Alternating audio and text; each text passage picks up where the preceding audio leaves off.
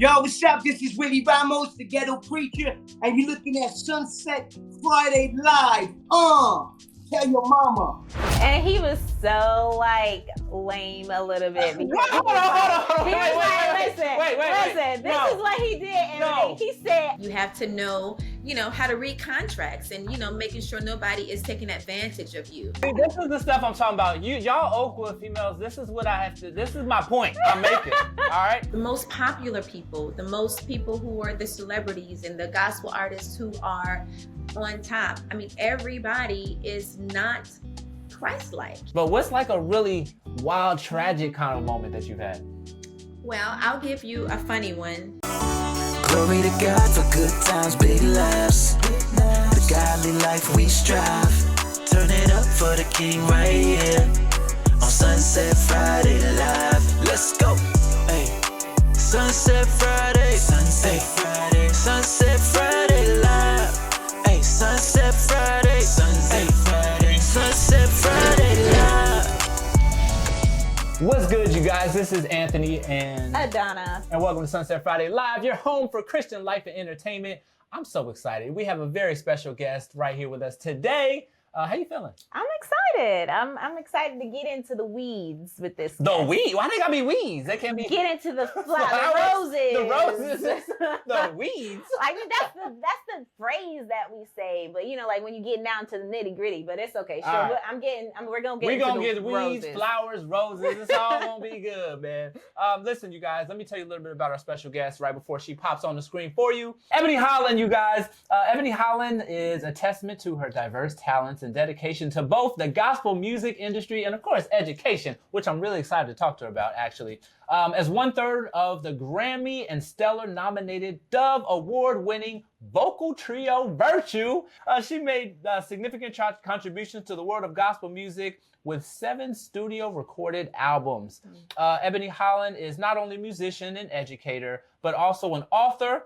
She's penned Superstar Teacher, which, by the way, I love the cover of her book because she looks like a superhero. We'll talk about that, too. And a guide to enhance creativity in the classroom. Of course, in recent years, Ebony has taken on leadership roles as principal, and she's just a fantastic person altogether. We are so excited and honored to have Ebony Holland with us right now. Welcome. Welcome.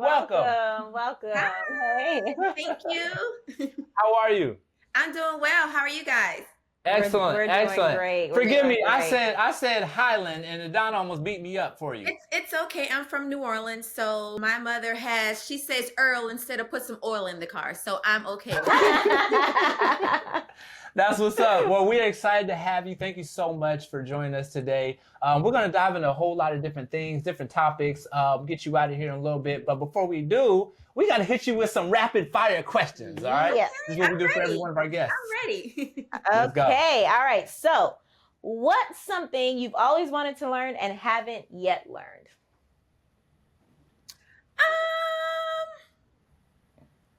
I want to learn how to ski.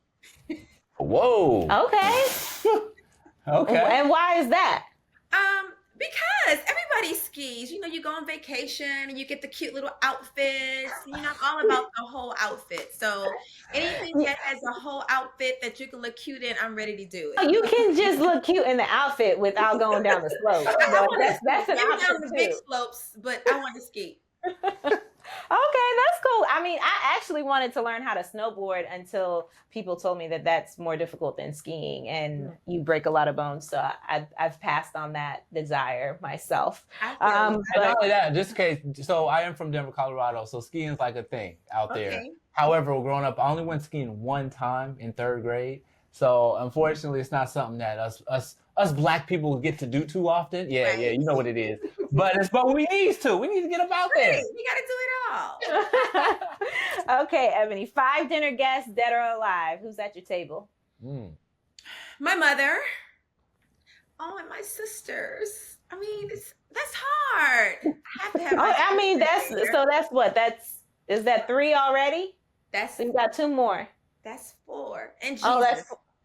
And Jesus. Okay. All right. Cool. Oh my God. Jesus already gonna be there. The husband is out. There's mom, sisters, and Jesus. Okay. I guess we gotta skip. Oh, scared. babe. Anyways, top 3 movies of all time. There's Something About Mary, My Best Friend's Wedding, and The Best Man. All 3 of them. Ooh. Which one? What was the last one? The Message Man? The Best Man. The Best Man. Oh, all 3 of them. Okay. What is your favorite season and why? I like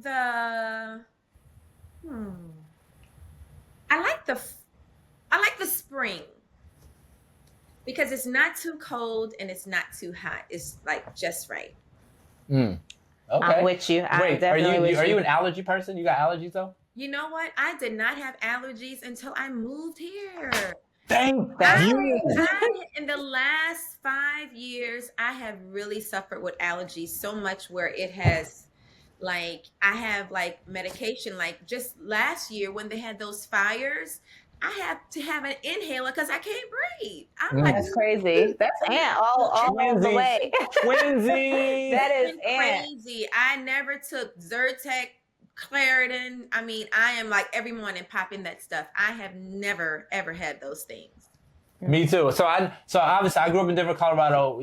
I don't even think that's like a place where they really have allergies like that. Soon as I came to the east, northeast specifically, not as soon as, it actually took years. It took a while before it actually hit.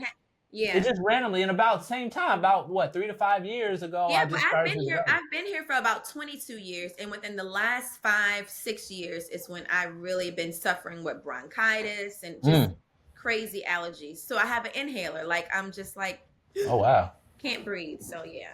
And you still like spring? What's wrong with you? I mean, that's the part I don't like about it. So, but I like where I'm not hot and I'm not cold, because if you walked into my office, you would say it's like a sauna in here. It's always warm. I love it to be warm. If in my hotel rooms, my sisters, they're like, we're not coming to your room because it's too hot in there.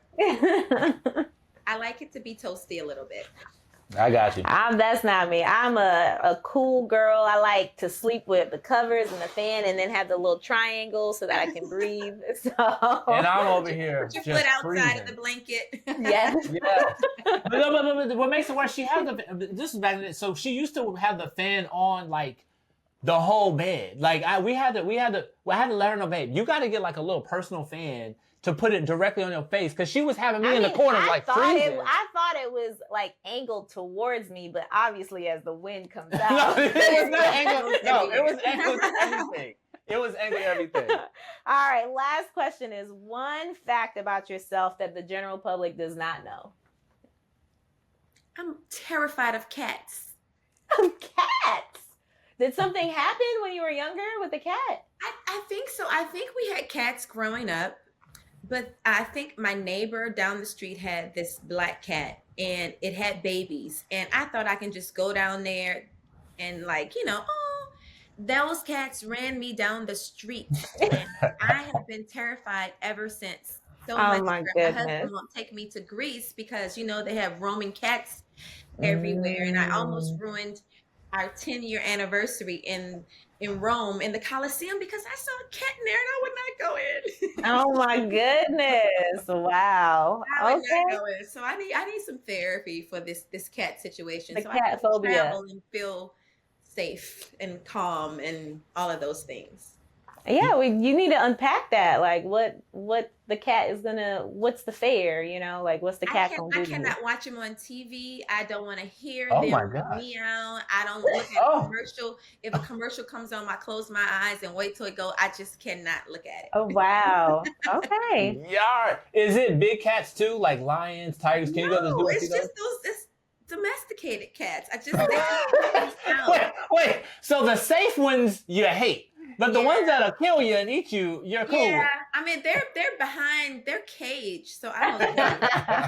I'm okay with That's that. fair enough. If you have a cat at your house, I am not coming. I went to Target one day and there was a cat in the parking lot, and I called the manager like, "You guys have a cat out here, and I cannot come into the store." He was like, "Stop feeding the cat." I'm like, "I'm not feeding the cat. I really don't messing up my shopping experience. I cannot come to Target because there's a cat." So I drove back home. Oh my goodness. Oh, well, man. you're safe. You're safe if you come by our house. We ain't got no cats. You're good to go. Well, listen, Ebony. So before we kind of get into some interesting topics, we want to kind of talk about music. We want to talk about education. But before we do, just tell us a little bit about when you first met Skip, your husband. Tell us a little bit about that moment, that story. How did that happen? Skip and I went to Oakwood together, and he dated somebody else. I dated somebody else, and 10 years later, I was in Huntsville, and he just happened to be in Huntsville, and we were at the same church.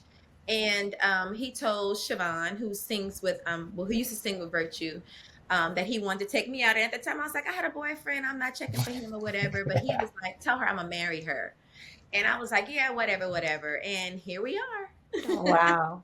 That's crazy. So you knew each other for 10 years prior to, and then knew each other, but then 10 years later. We went to Oakwood together. We went to Oakwood. He was a year ahead of me at Oakwood, and I knew him at Oakwood. He knew me at Oakwood. But he had graduated. I graduated. My mother had then moved to Huntsville. So Virtue was just in town that weekend. And so we just happened to be at Madison Mission, of course. And we were at church, and I was sitting on the stairs. He didn't have any place to sit. So he sat on the stairs next to me because it was crowded that day. And we just had a conversation, and then one thing led to the other. And so 22 years later.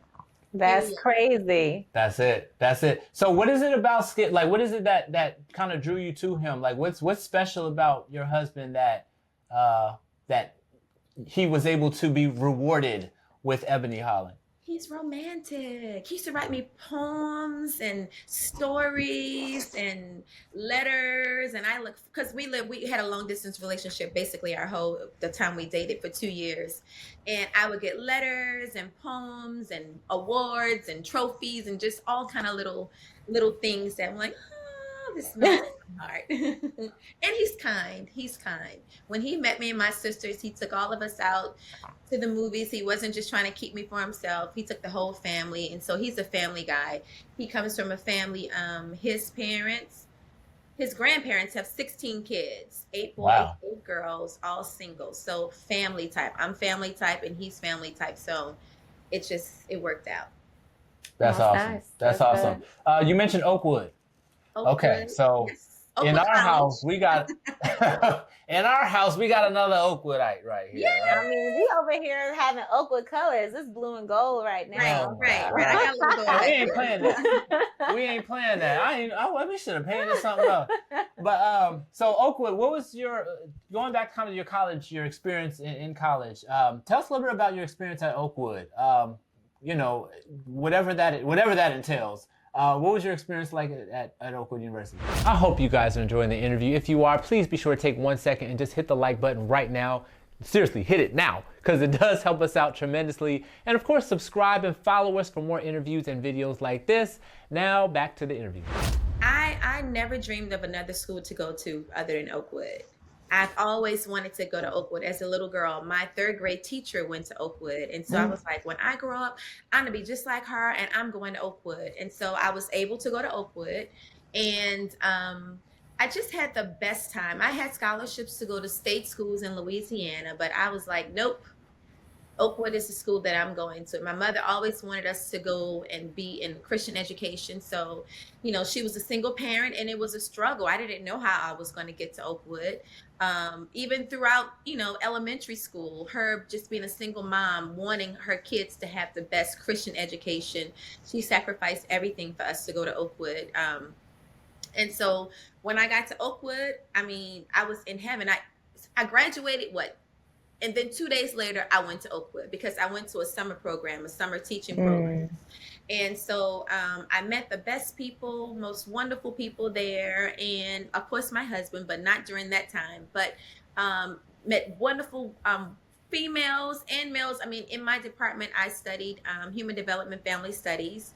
And so with that degree, I could teach from pre-K all the way to gerontology, all the way. It's just a broad range of things that I can do with my degree. But at Oakwood, I was able to sing, I was able to make friends, and I was able to get to know who Jesus was for myself, and by attending AYS, and now AYS is the big church. We were in Moran Hall singing all crumped up in there, just having fun on Friday nights, not wanting to do anything but just be at Oakwood. And so I loved my experience there, and I wouldn't trade it for the world.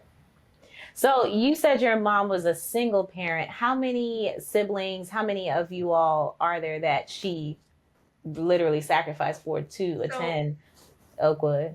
So 5 girls and 1 boy. And so the latter 3, two of my oldest siblings, they went to the service, and then it was me, Heather, and Karima, and we were the youngest 3. And so and my oldest sister that's older than me, Dion, she sacrificed for us to go, to Adventist schools. My sister Dion didn't go, but she did go into the Army. And but it was Heather, Karima, and myself. She sacrificed for us to go there. I mean, and it was prayers. I mean, that's why I said Jesus and my mom at the table. I mean, everybody calls her Jesus' sister. So she is, if you want a prayer to get through, call Rebecca, call Miss Mama T is what they call her. And so her sacrifice, made me who the person I am today, wanting to give back and wanting to be a teacher and wanting just, it's a long story with my 3rd grade teacher, just helping to pay my tuition and buying me a sweater and just doing things for me, and made me want to give back to Christian education. I mean, I could have taught at any other public schools, wherever, but Seventh-day Adventist schools is where I want to give my time and give back, because so much was given to me as I was growing up. Awesome. We're going to get to that a little bit later in the conversation. Yeah, and just too. Talk about the education aspect, because I do have some. Yeah, I got some questions. Yeah, we got some questions. We got some public school versus private school, Christian versus non-Christian. We got some education things to discuss. Yeah. Okay. But with that being said, real quick, so at Oakwood, so one thing at Oakwood with her, right? So I met her while she was at Oakwood, right? I wasn't at Oakwood, but I met her while she was in school. I was at CUC at the time. And he was so lame a little bit. Hold on. Listen, this is what he did. And No. he said, he saw me online. He was like, do you go to Oakwood? And I was like, I go to Oakwood. I'm Black and Adventist. I'm at Oakwood. Right. Please stop it. But he just needed to get it in, because he's like, oh, she's cute. Got a little Oakwood girl on his hand. See, this is the stuff I'm talking about. Y'all Oakwood females, this is my point I'm making. All right. So first of all, she doesn't know. Me and Adanna, we met online. You remember High Five? Yes. It was like right before MySpace and all that stuff. Right. Yes, I do remember that. Before Facebook. It was like right in between for a couple years. Yeah. So we met on that social media thing, right? And that did happen kind of like that. But that's not my point, okay? And that's the first time I ever heard you say he was kind of lame. I've always said, like, you need to stop, because you knew I went to Oakwood. He was just trying to, like, get in. Like, He needed the conversation starter. That was his conversation African starter. American female going to Christian education, your university. I'm going to Oakwood. Right. As lame as it was, guess who's sitting right next to me? Right. Guess who's sitting right next to me 15 Put a years ring later? on it. He put a ring on it. Woo, yeah. So You anyway, did that. like I was saying, back to my point, at Oakwood, right? So she's there, and I'm thousands of miles away. I'm in Maryland at the time. She's at Oakwood, and so she's throwing these little potlucks at her little apartment. Okay, she's inviting all the little Oakwood people over and stuff, and she over there, she cooking for everybody, right? And then when she come out to Maryland to visit me, she want to go and make a peanut butter and jelly sandwich. Stop it. I need you to stop. She at Oakwood, she was making these gourmet stuffed shells and all that. I just want to know from your opinion, okay? When you were at Oakwood, did you guys have these potlucks where you go to people's houses and stuff? Did you ever participate in making food for other people and doing? Okay. He's so jealous. He's still bringing this up almost 20 years later. Ebony, You never, you have to go to Oakwood. I mean, they do that all the time, so it's okay, Anthony. It's okay. Please console him, because he's been talking about these potlucks for our entire relationship. It's not that I care that she made food at the potlucks. It's that when she came here, I ain't get the same love. Yes, you did. But my thing is, she came to see you, so you should have been making her food. So tell it. Oh I actually spent time teaching teaching him how to cook. He learned how to cook salmon, some curry chana, white rice, something simple but yet hearty. Mhm. Ask him if he knows how to cook it now. We interviewing her. You ain't got to ask me that. All right. So next question right here. Moving on from that. Going from your college years right now. We kind of want to dive into, before we get to education, we want to dive into virtue. Mm-hmm. So virtue is, as mentioned before. I want to make sure that I show the proper love and attention to this right here. But virtue, for those who don't know, is a Grammy nominated and award-winning gospel group. You guys were actually, this is awesome too, you guys were nominated for a Grammy for the album Testimony. Love that album. And you also won Urban Album of the Year for the Dove Awards for your album Free. Yes. That's just a general stamp on a very long career with this group. Mm-hmm. How did Virtue start? And beyond how did Virtue start, what was the transition from then till now of the group Virtue? Virtue started at Oakwood. Okay. Started at Oakwood. Somebody heard us singing at AYS in Moran Hall and was like, "Ooh, those girls can sing." And so somebody from the record company, they were just starting up a gospel record label, a branch off of Jive Records called Verity Records, and it was going to be their gospel label, and we were going to be their first girl group on the label. So Tyra Gerks McGee came to Huntsville, and Tony Shepard told her about us, and she came to hear us sing, and before we knew it, we were signing on the dotted line, and we all were in school. Nigel wasn't in school. She had already graduated. She had come from La Sierra, but she lived in Huntsville, and so we were traveling. We signed our record contract. We were in school still. Our teachers let us take our work on the road. We were everywhere, all over the map. And so, and that started at Oakwood. And up until now, years and years, we slowed down. We got married, we had kids, we spent time with our families. The group came from 4 to 3. So now it's the 3 of us. I know it's 2 of my blood sisters, Heather and Karima. And we still travel. We just got a date to go somewhere this summer. And so on the weekends, if I'm not at school or with my families, we're on the road with Virtue. That's awesome. So there's going to be people watching this. There's a lot of people who are budding musicians themselves. They are interested in the music industry. They're specifically within the Christian realm.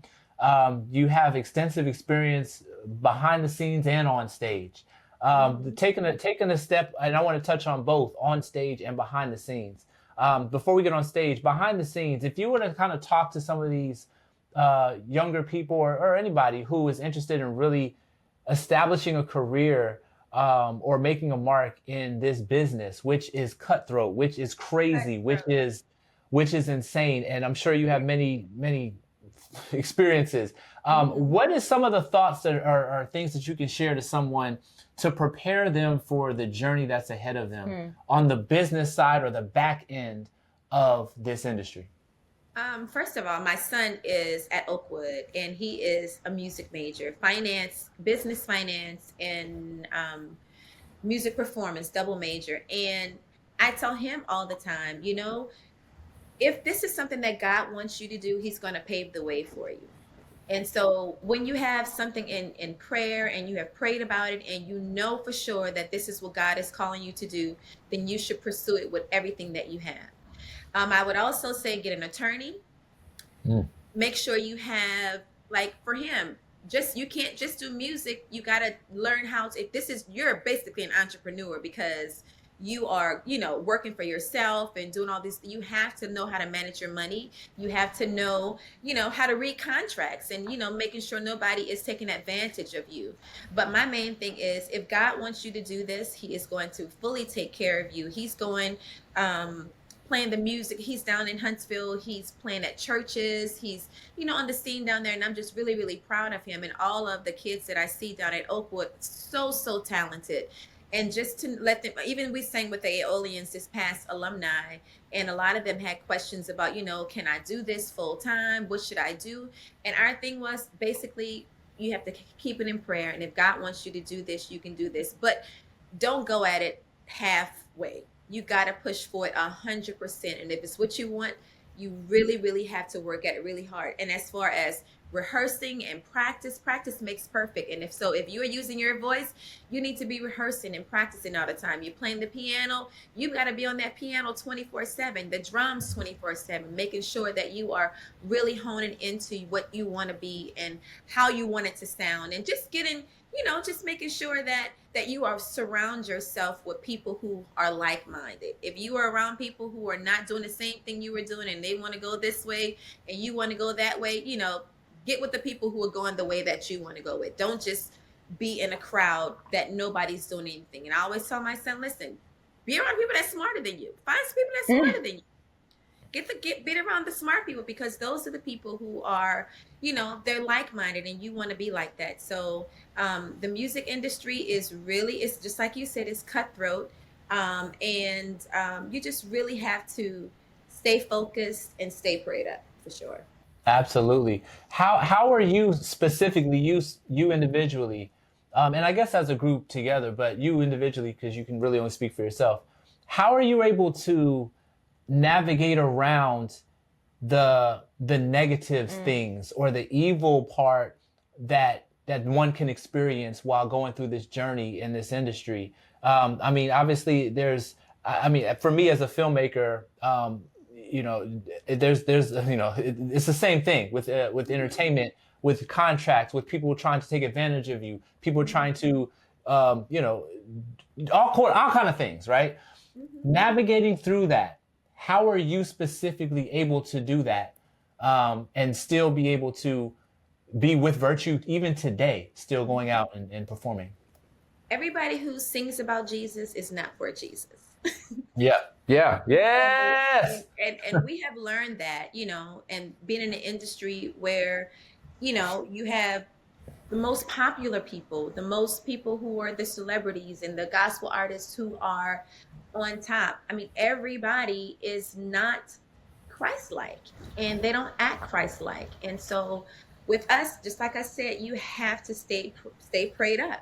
And if you know who you are, and you know who you're singing about, and you know what your standards are, and then being Adventist in the gospel industry is really hard for us, because we're not speaking in tongues, we're not jumping up and down, we're not doing all the things that everybody else do. We can sing, but that's not how we were raised. We praise God differently. And in this industry, we were made fun of for being vegetarians. Wow. For eating properly, and for saying, we're not going out after the show. We're going to go to our hotel rooms. We don't want to, do those things.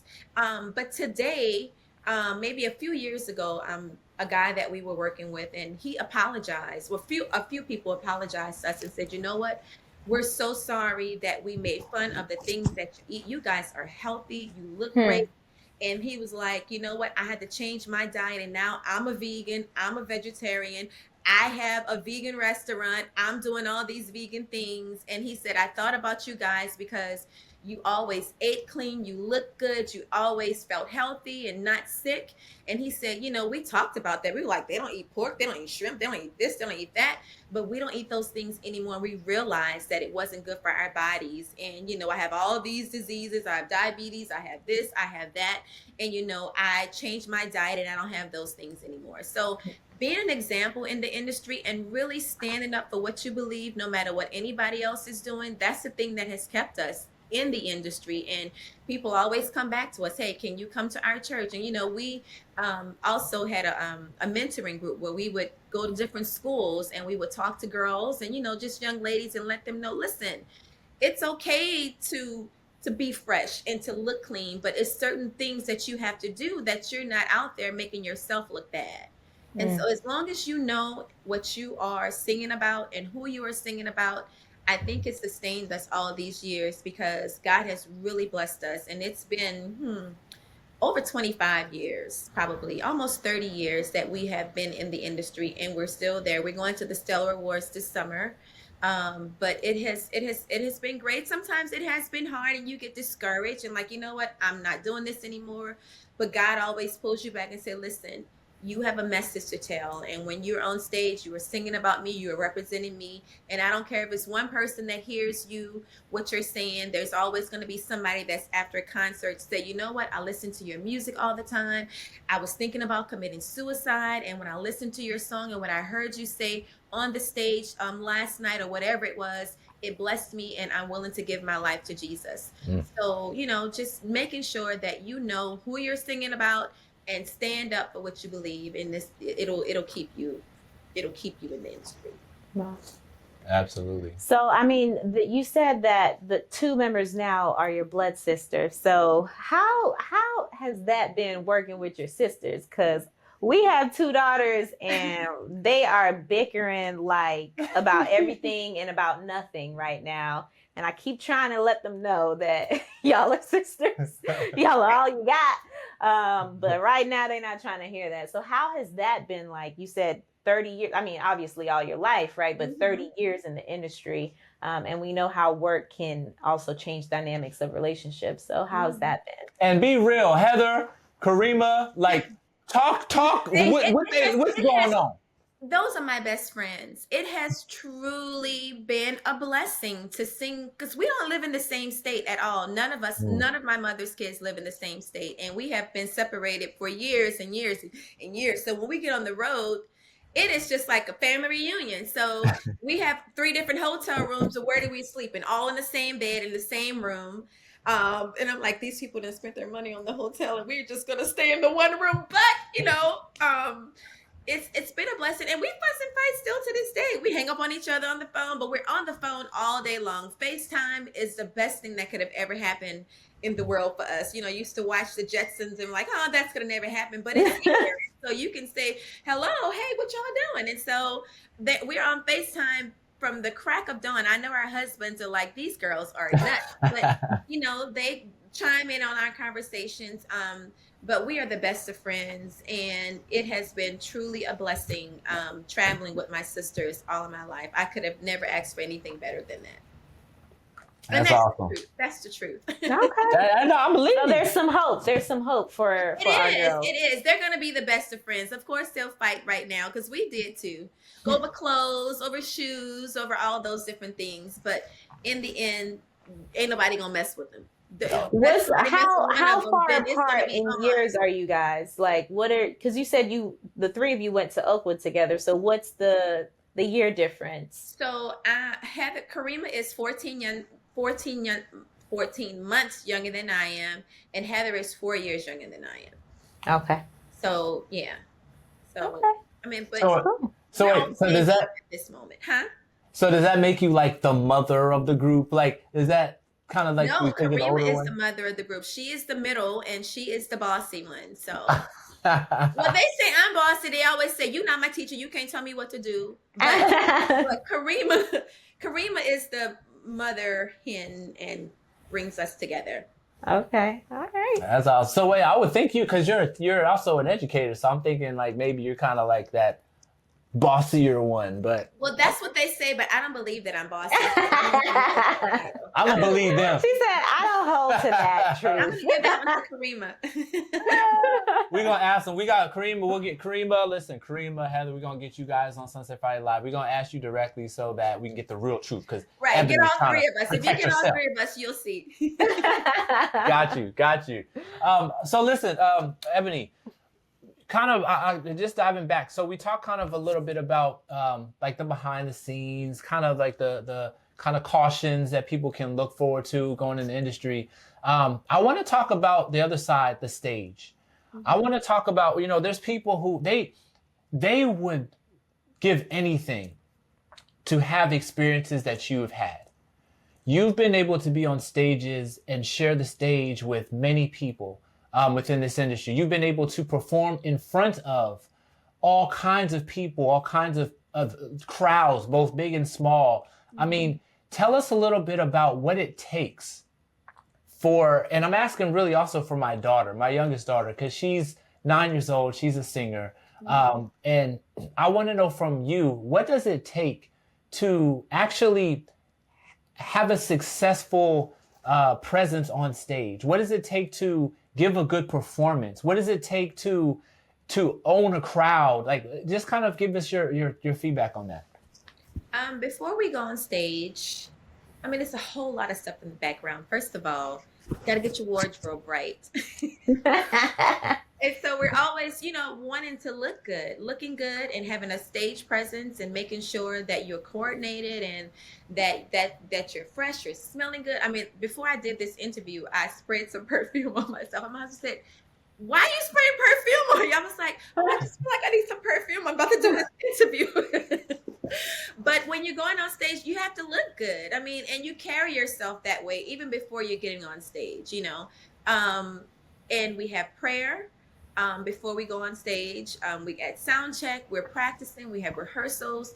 Just like I said before, you have to hone in on your talent. And so if you want to be a singer, you can't just get up and just think you're just going to go on stage and just sing.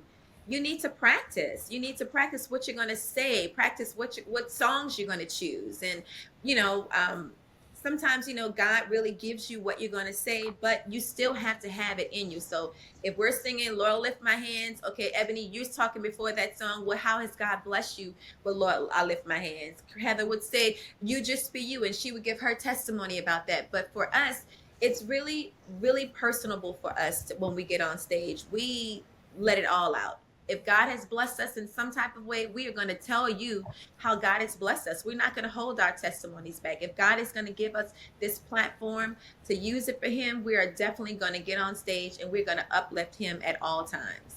And so if that means telling our testimonies, telling, personal stuff that has happened in our lives, we tell that because we don't know who's in the audience. We don't know if somebody's going through the same thing that we're going through. So God blesses us and uses us, and he speaks to us while we're on stage. And, just to tell our testimony and to help others who are out there. For us, with us singing, we've grown up singing all our lives, so our harmonies are really, really tight. And sometimes we don't get to practice until we get to sound check because, like I said, we live in all different cities. But when we're in our cars, we're going over our music and we're singing. And so when we get together, we're like, ready to sing because we have practiced at home. But because we have been singing for so many years and so many hours of singing and traveling and all those different things in rehearsals, we can just come together and it's just like we have been singing for months and months and months at a time. But when you're on stage, I mean, you're yourself. You have to be yourself, because when you're trying to be somebody else, it's not good. You can't, I don't know how to be anybody else or myself. So me, I'm on stage, I talk about education. I talk about all the things that are happening in my life, with my family, with school, all those different types of things. And you just have to make sure that when you're doing it, you're doing it prayerfully, and you are letting God use you when you're on stage. What I love about what you said about that, because I asked you about stage, but what I loved is that 90% of your answer was about the preparation. 90% was about the prayer right before, about taking care of how you look and how you feel, taking, the practicing that's involved. And I think a lot of people just want to get up there and go. Right. And they just, they have this talent and they want to, ooh. I mean, our daughter has done that before. Not the one that sings, the one who plays the piano. She got a problem. Ebony, you got to talk to her. Like, our oldest, she's on the piano. And granted, I'm actually impressed that she does this, but she gets on the piano and she doesn't have patience. Like, she just gets on there and she'll play a song and she just goes with her little fingers really fast. But she's playing through the songs really fast when she's supposed to go, for the pace of the song. Right. But she just wants to get through it, or she just wants to, I don't know what it is. I mean, I think it's just part of like being the first child syndrome a little bit as well. But it's all about like, she's like, oh, I'm really good at the piano, so I don't need to like. And she ain't even that good. Oh, don't say that. She ain't even that good. No, that's what I mean. I like her confidence. No, and I mean, he's right. You know, she's still learning. She's still learning the piano, right? But because she's gotten so far so quickly, like a lot, and people are like, "Oh, you're so good! Oh my gosh, you've only been playing for 2 years and you're already doing this." It's boosted her confidence, but it's boosted it too much because then she doesn't the aspect that you're talking about, the practicing. You know, they think of it as it's talent, and so the talent is going to take me versus like this is a craft that I still need to work at and hone. So I'm glad that you said that because we're going to play this for her. She's gonna sit down as and watch Ebony. Listen to her. But you talked about all these wonderful things, but obviously, you know, everything's not perfect. Things don't always go well. Can you share an experience or a story where things was tragic? Like the stage, whatever performance, and you don't have to name a specific one, but what was an experience that you had where things didn't go as planned, but you still had to push through in some way, or you couldn't push through and it was like, yo, I just can't do this. But what's like a really wild, tragic kind of moment that you've had? Well, I'll give you a funny one. Would you say, sir? Subscribe to Sonset Friday Live. Now back to the interview. Good job, sir. Choreography is, you know, trying to get 4 people to do choreography and do the same thing. And you have to look, you know, you're singing and you're looking and you're doing whatever you're doing. And, you know, sometimes all the notes are not going to come out right when you're trying to do all of these different things at the same time. We were actually doing a concert here in Maryland, and I just happened to look over and I saw one of my, I don't know what she was doing, but it just made me laugh. I was so tickled. So I just started laughing, and I started laughing, and then she started laughing. And so we're trying to sing, and Karima is singing, and she's looking at us like, stop.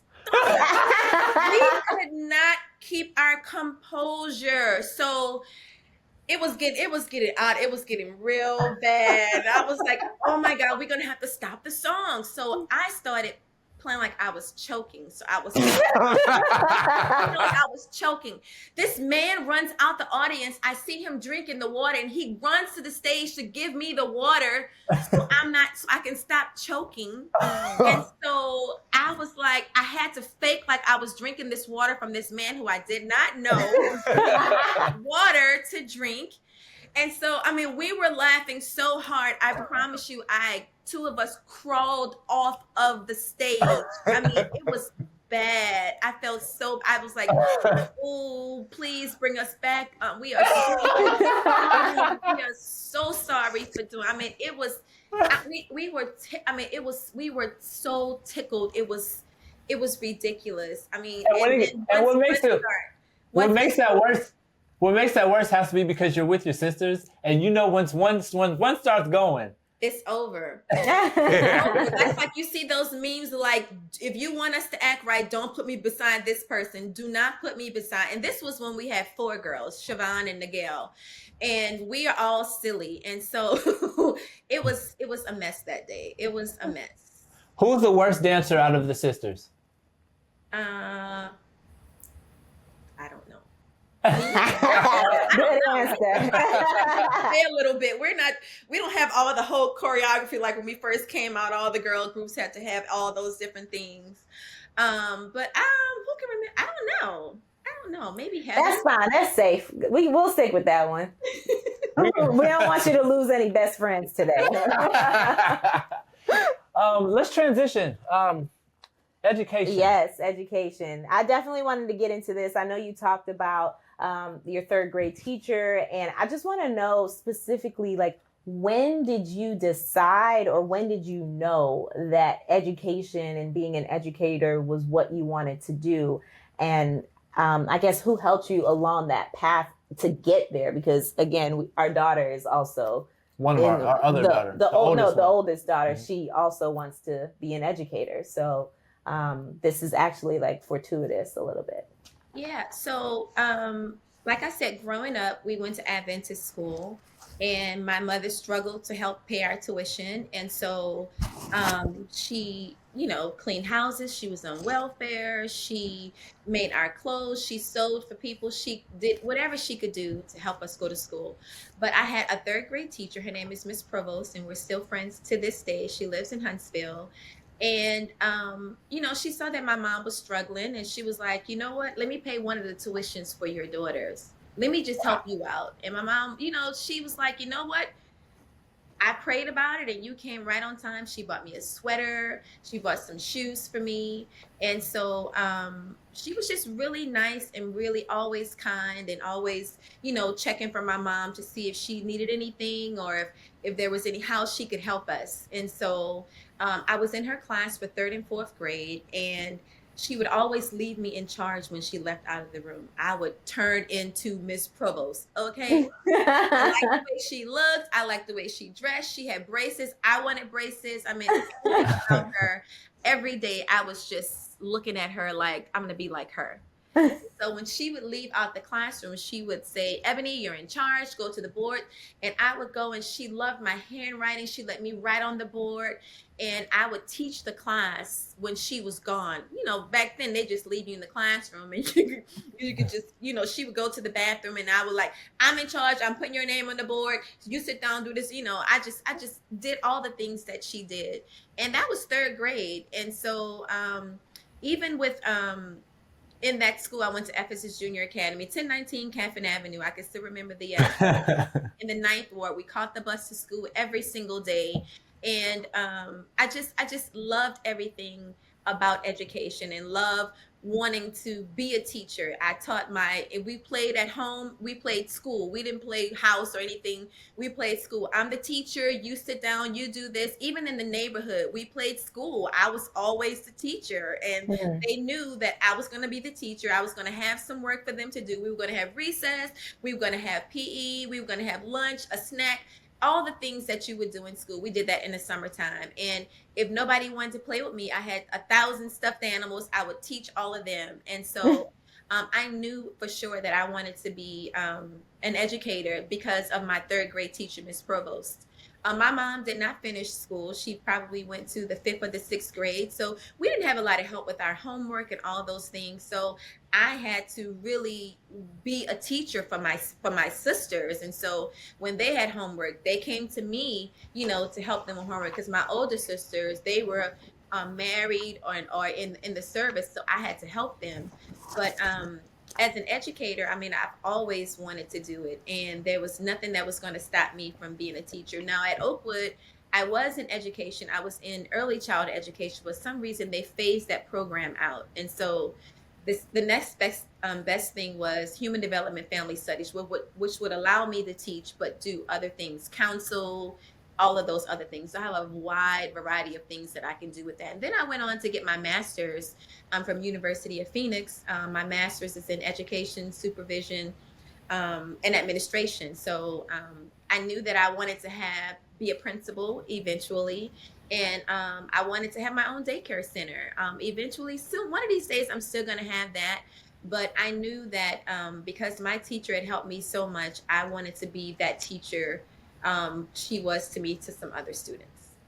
Did you have a preference on the grade level, like primary, secondary, or I no? love the babies. I love the little kids. I taught first grade for 10 years. Oh. And being with them, and that's how I wrote my book, because just experimenting and trying to find ways, the things that's exciting for the kids. Just like when I said you have to practice, in my book, I talk about preparation, and teachers sometimes just think they can just get up in front of kids and teach them without preparing. Just like I prepare to go on the stage, I prepare my lesson plans. I'm preparing what I'm saying for my kids. I'm rehearsing the night before to make sure that I am giving them what their parents are paying for. My classroom is my stage. And so I am animated. I am hyper. I mean, I am all these things. You think I'm drinking coffee, but I'm not. But by the end of the day, they are tired and I'm tired. So, but it's preparation that goes along with getting up in front of kids, and they will let you know, oh, that's not what it is. You said the wrong thing. So for me, I am preparing lessons. I am going over what I'm saying. I am making sure that I get to know who my students are. I'm not going to teach you something that you already know. So I'm going to make sure, you know, that I know who you are. I know what your strengths are. I know what your stretches are. And so I'm going to make sure when I'm teaching you that you are really learning, and you are learning if it's you like to work with manipulatives, you like to move, you like to dance. I mean, the first thing we're doing in the day is we're dancing. We're up, we're moving, you know, we're getting our blood flowing, we're getting our brains, you know, just tingling, all those different things. I had Fun Friday, and on Fun Fridays, you know, they were happy about tests. That was a test day. So test day was Friday, and it was Fun Friday. But they knew before we got those tests, we were going to be marching around, singing a virtue song, singing any songs that, you know, that we want. I did play myself a lot. They wanted to hear it. They wanted to hear it. I'm sure they did. After you told them about it. They wanted to hear it. Those little kids are smart. They would look me up and tell me about my whole life. I'm like, well, how did you know that? Because I Googled you. Mercy. But yes, for me, for education is really, really important, especially Christian education. I feel that when you're in a Christian environment, and you know, some kids don't even know about Noah's Ark or Moses or any of the Bible stories. Well, let me stop you for a second, Ebony. Hold on one second, because this is the next thing. I want to know from your opinion. Obviously, you're in Christian education, but just your opinion on Christian education versus like non-public and public school education. Again, you're clearly a component of Christian education, but are there any pros and cons to either one that you can touch on from your experience? I'm not getting into the public versus Christian. If you want your kid to go to a public school, I say go. There are great public schools out there, great Christian schools out there. But for me, my preference is Adventist education. And so that's all I can speak on, because that's all I've been to. So I did go to public school for 2 years, my junior and senior year, because I did not want, in high school, I did not want to go away to boarding school. So the Adventist school that I went to stopped at the 10th grade. And so I didn't want to go away to school. My sister did, but I didn't want to go. And so I went to a magnet school, and it was a great school. It's just who you surround yourself with. I mean, I still sang at church. I didn't, you know, I wasn't involved in all of the Friday night activities that they would have. If prom was on Saturday, I would go to that. But I was so involved in my church that the things that they did at school on Friday nights, it didn't matter to me, because I was singing at church, or I was doing something with my church. But for as far as Christian versus public, I am a component of Christian education, and so I don't know anything other than that. I couldn't tell you what happens at a public school. You know, I see the things on the news. I mean, it's just your preference. So, and that's my preference, Adventist education. Got you. So we're about to dive into what we call the appeal. The appeal on our show is something that you're actually going to give, but it's going to be based off of some questions that we asked you. But before we get into that, Adanna will ask those questions. Before we do, two things I want to just bring up. One is around education, your book. So you have a book that's entitled Superstar Teacher. And on this book, you got this cape on and the little superhero thing. Superstar Teacher. Tell us a little bit about this book, and also where can people find it? But tell us a little bit about this book and why you wrote the book. I wrote the book because, actually, I wrote the book during the pandemic. I have been writing a book for years and years and years, because I'm always wanting to learn, and I'm always doing research and always taking professional development classes to enhance what I already have. And I don't want it to get old, and I want to be up on what's all the new things. But I found that some of the things that I did in my classroom really worked for my students. And so I wrote the book to help teachers who just need that extra boost, who just need some extra ideas. Even for those seasoned teachers who have been in the classrooms and have been using those same laminated lesson plans over and over, these are just some new ideas that you can put with your own ideas. I did not reinvent the wheel. It was things that I had used before, but I added extra things, just more creative things. All kids learn different. So you may be a learner where you are visual. Some people are auditory learners, and some people they have to be doing something. So for me, I'm doing all the things because I want to reach each and every one of those kids. And with my book, I just gave all of the ideas from August all the way to May of things that I did in my first grade classroom.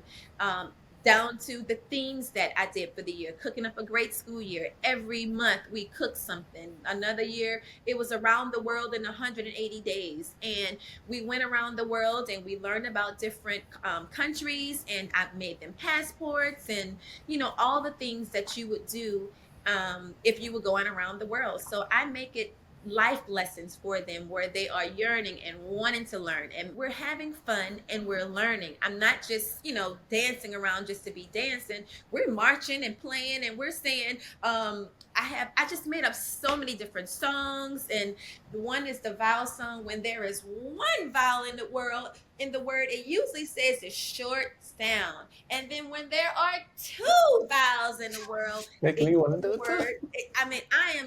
all of it. The first one says is long sound, and the second one is and they're silent. And if anybody says something, we have to do it all over again. So just making up songs and just dances and that's how I learn. Because if I'm doing a spelling test and if I can move my body a certain way to remember something, kids are like that. And so you have to keep up with what they're doing. And for now, technology is the thing. And so their minds are going so much faster than you could ever think because they're watching TV and they're doing all these things. So you can't, just be sitting there reading a book, doing a lecture or writing on the board. They are jumping around. If we're learning the 10 frame on the floor, I'm putting stuff on the floor where they're walking around the floor.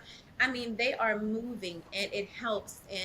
And that's what my book is about, just being creative, taking what you already know and just adding a twist to it. Absolutely. So this is a must-have book. Superstar teacher Ebony, Yes. Please let them know, where can we get this book? It's on Amazon. If you went to Amazon, you would find it there. It's also on my website, but I prefer them go to Amazon at the moment. But yes, it's there. Amazon. Boom. Go to Amazon, type in Superstar Teacher Ebony T. Holland. One more question for you before we get to the appeal. So you mentioned a lot throughout this conversation your mother.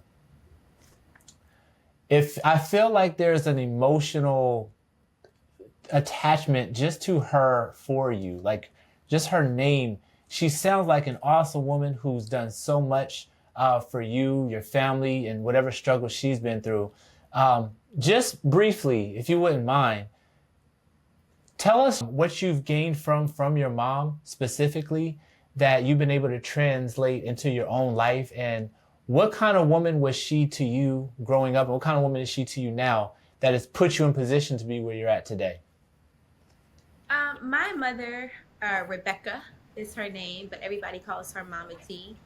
And she's just wonderful. Wonderful. Yesterday was Father's Day, and I called her and said, Happy Father's Day to you. I sent her a text, and she said, well, why did y'all always do that to me? I said, but you were there for us. It was you.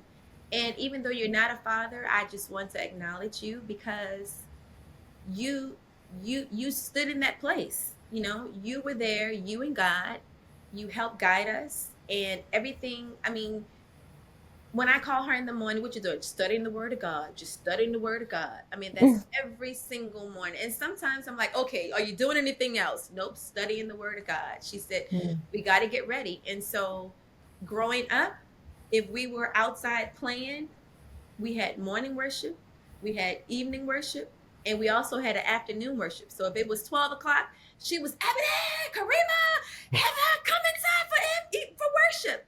And she would call us. And sometimes it would be embarrassing, but the kids in the neighborhood was like, let's go to your house, sit on your porch for worship. And so the whole neighborhood would come and we would sit on my porch in New Orleans on 4627 Willow Street, 1551 Clara Street, 2120 Robert Street, anywhere where we were, she wasn't afraid to talk about Jesus. she's so smart. She is so knowledgeable, and it's because of the word of God. And she keeps him close to her. I mean, there's not a sentence that she would say that Jesus is not in that sentence. She doesn't talk about people. If we on the phone talking about people, she changed. Nope, not doing it. But I love her so much, and my sisters and I have a brother as well. We lost one sister. She passed away maybe 10, 11 years ago. But she's been there for us. She has been our rock. She has been our just everything to us. And anything that we can do for my mom, she's been going from, she's 80, she'll be 83 this year. And she's been going living at each of the kids' houses. So, you know, that's been good for her to, you know, just to help out with the kids. I mean, we don't have kids like babies anymore, but she would travel with us. She was the nanny on the road with our kids when we traveled with Virtue, and everybody just loves her. They was like, hey, ask your mama to pray for me, because I know the prayer is going to get to heaven. It's going to get to God. It's going to get to him, because Mama T is Jesus' sister and listens to her. But my mom is the best thing that could have ever happened for us. And I'm glad that she's my mom. And I just love her so much. And I just thank her so much for instilling in us the love of Jesus, and kindness, and compassion, and empathy, all those things that she has instilled in all of her girls, and my brother as well. But she has sacrificed so much for us, and so we are willing to do anything for my mom. Awesome. Oh my gosh. Woo! Mama T. Make sure when you talk to her tomorrow, you can ask her to pray for us as well, because we appreciate I'll talk to her any right after prayers. this is over. She knows I'm doing this. Okay. All right. Ain't not all like right. them mama prayers either, man. Yeah. Sheesh, I need that. All right. All right, so we're wrapping it up, but this is going to be the appeal. This is the segment that we call the appeal. So it's just 3 kind of questions, sentences, statements that we have for you. The first one is, share a scripture or verse in the Bible or a Bible story that holds significance for you, and explain why. This year at school, the theme is going to be Dare to Be. And I have an alarm set on my phone for 1:37 every day. And that's for Luke 1:37, which says, nothing is impossible with God. And so that's going to be my theme for the school. And we're going to say, dare to be kind, dare to be brave, dare to be a Daniel, dare to be strong, dare to be whatever. And that's what we're going to do at my school this year. So that's the verse that's closest to my heart right now. Awesome. Beautiful. Okay. If Jesus were standing in front of you right now, what would you say to him? I would just give him a hug.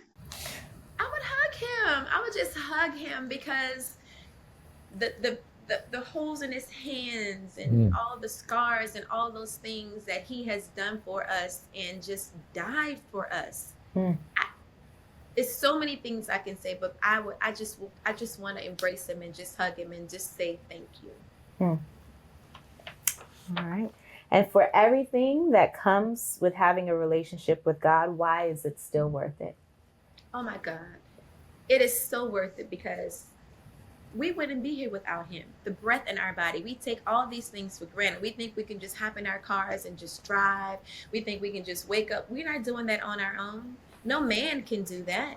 Jesus is the one who does that. He is the one who has created us and has made us and gives us all these ideas. I wouldn't be sitting here being a creative teacher or doing all the things that I do at school. You wouldn't have this show if you didn't have Jesus on your side and creativity, and he's giving you all these things when you're in your sleep and you wake up and write something down, because God has impressed you, with those things. And so if God is not in your life, make him in your life. Get up in the morning, make sure you're praying before you're getting on your phone. Give him a little time. Give him some time in your life, and make sure that that he is a constant in your life. Amen. You are truly a superstar teacher, superstar artist, superstar daughter, superstar sister. And we just appreciate you being here today. Ladies and gentlemen, we present to you Ebony Holland. Glory to God for good times, big laughs. The godly life we strive. Turn it up for the King right here on Sonset Friday Live. let's go. Hey, Sunset Friday, Sunset Friday, Sunset Friday live. Hey, Sunset Friday, Sunset Friday, Sunset Friday live.